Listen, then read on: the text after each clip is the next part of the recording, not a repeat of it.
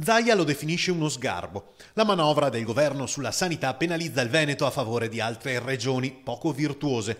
Il governatore chiede alla Lorenzin di applicare i costi standard.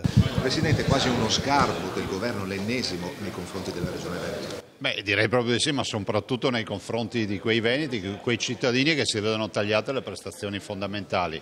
Noi proponiamo al Ministro di affrontare il tema, ma affrontarlo con i costi standard e punendo i non virtuosi, cioè quelli che sprecano. È inutile tagliare prestazioni da una regione come il Veneto che è virtuosa.